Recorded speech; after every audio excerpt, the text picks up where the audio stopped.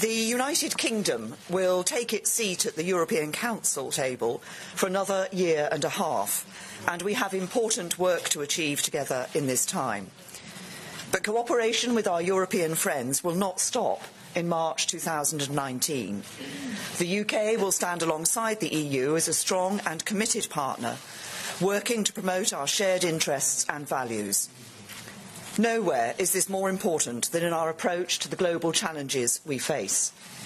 Whether security and defence, migration or foreign policy issues, we face common opportunities and risks, and we must continue to address them together. As I've said before, the UK is unconditionally committed to the security and defence of Europe. We share the vision of a strong, secure and successful EU with global reach and influence, an EU capable of countering shared threats to our continent, working alongside a confident, outward-looking UK. Yesterday, we discussed a range of subjects, including migration, the digital economy, and some of the most pressing foreign policy issues, such as North Korea and Iran. We stand united in our clear condemnation of North Korea's aggressive and illegal missile and nuclear tests, and urge all states, including China, to play their part in changing the course Pyongyang is taking. On Iran, we have reiterated our firm commitment to the nuclear deal, which we believe is vitally important for our shared security.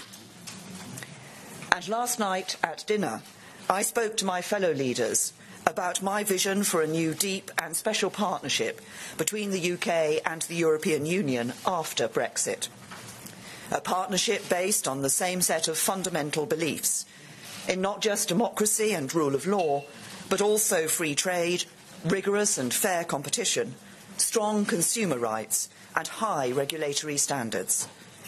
I am ambitious and positive for Britain's future and for these negotiations, but I know we still have some way to go. Both sides have approached these talks with professionalism and a constructive spirit, and we should recognise what has been achieved to date. The UK and the EU share the same objective of safeguarding the rights of EU nationals living in the UK and UK nationals living in the EU. EU citizens have made a huge contribution to our country, and let me be clear that whatever happens, we want them and their families to stay. While there are a small number of issues that remain outstanding on citizens' rights, I'm confident that we are in touching distance of a deal. On Northern Ireland, we've agreed that the Belfast Agreement must be at the heart of our approach, and that Northern Ireland's unique circumstances demand specific solutions.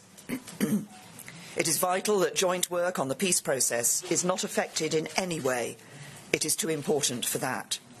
And both sides agree that there cannot be any physical infrastructure at the border and that the common travel area must continue. We have both committed to delivering a flexible and imaginative approach on this vital issue. This Council is an important moment. It is a point at which to assess and reflect on how to make further progress. My speech in Florence made two important steps which have added a new impetus to the negotiations. I gave a firm commitment on the financial settlement, and I proposed a time-limited implementation period based on current terms, which is in the interest of both the UK and the EU. Both sides agree that subsequent rounds have been conducted in a new spirit.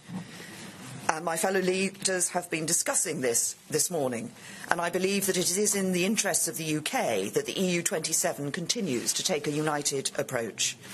But if we are going to take a step forward together, it must be on the basis of joint effort and endeavour. We must work together to get to an outcome that we can stand behind and that works for all our people. Thank you. Now I'll take a few questions. Let's start with the BBC. Thank you very much, Prime Minister. Do you deny that you've made clear to your EU counterparts that you are willing to pay many more billions than you've already indicated to settle our accounts as we leave?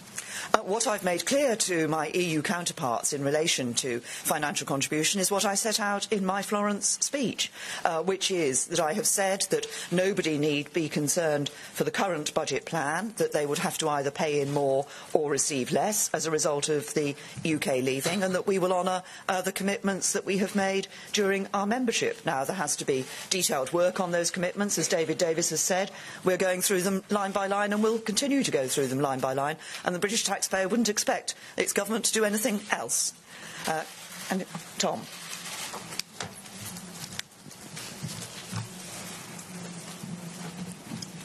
Thank you, Prime Minister. Tom Newton-Dunn from The Sun.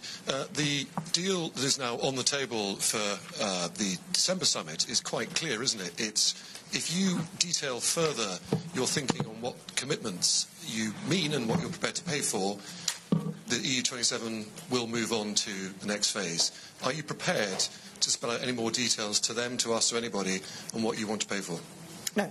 What we are doing as we look across the weeks coming up to the December Council is looking at a range of issues on which we are still, some of which we're, as I say, in touching distance of an agreement, such as on citizens' rights. I believe that's important because I have always made clear that I think that citizens' rights should be a top priority.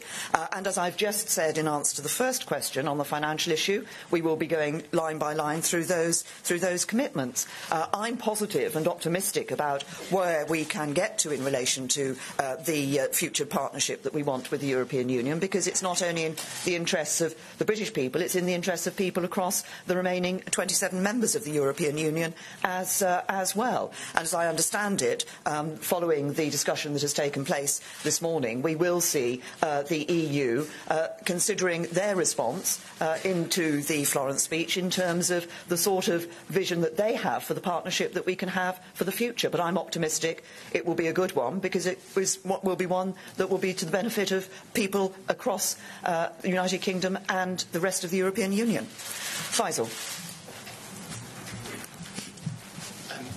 Prime Minister, if your Brexit Secretary is preparing upbeat presentations on no deal for the Cabinet, and if your Foreign Secretary is saying that the United Kingdom could cope very well, why shouldn't EU citizens also prepare for no deal, and why shouldn't business groups, cars, aviation, nuclear industry also prepare their contingency plans for no deal as well?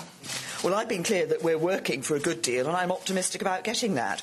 But as I've said, and as others have said consistently, it would be irresponsible for the British government not to look across at the changes that will be necessary regardless of the eventuality. And indeed, some of the changes that would be necessary in the event of a no deal will be the same as changes that will be made in relation to us achieving a deal.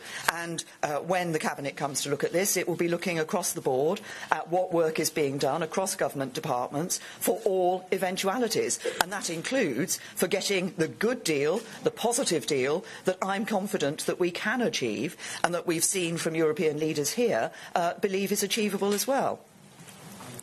Rowena. Prime Minister, is it conceivable that when the negotiators have finished going through line by line all the budget contributions and financial commitments, that total sum could be as high as €60 billion? I've been very clear on where we are in relation to the financial settlement. I've set out the reassurance to our European colleagues in relation to the current budget plan, and we will go through that line-by-line issue in relation to the commitments that we have made in our membership. And, of course, I've also said in the past that if there are particular projects or programmes that we wish to continue to be a member of, then, of course, we would look to paying relevant costs in relation to that. Programmes such as on science and research and perhaps in some of the criminal justice issues. Now, I'll take a couple more, and I'll take a couple from some of our European colleagues. Yes. Well, you're all, yes, but non-British news media. Thank you, Prime Minister. Naira Chehich, Bloomberg TV. I spoke to the opposition leader, Jeremy Corbyn, yesterday, and with relation to the Brexit bill, he said he couldn't put any sort of number on it. Now, I understand you're working on the number, but your EU colleagues do want a more clear and a more detailed negotiating position before they can move on to trade talks. You're working on it. When do you expect to be able to put a number on that Brexit bill? Time's of the essence. Yeah. I've been very clear all along, as the United Kingdom has all along throughout this, that the full and final settlement will come as part of the final agreement that we're getting in relation to the future partnership. And I think that's absolutely right. I think that can only be done in that particular context. I made that point within the Florence speech, and that point remains. Yes. This will be the last one. James Franey from Euronews. A question on Catalonia, please. Catalonia's leader has threatened to declare independence if Madrid doesn't engage in dialogue. The Parliament split on the issue, so is Catalan society. And the economic consequences of splitting from Spain are somewhat unclear. What advice have you got for Carlos Puigdemont? I have spoken to Mariano Rajoy this morning, as I did earlier this week, and made clear that the United Kingdom's position is very clear. We believe that people should be abiding by the rule of law and uphold the Spanish Constitution. Thank you.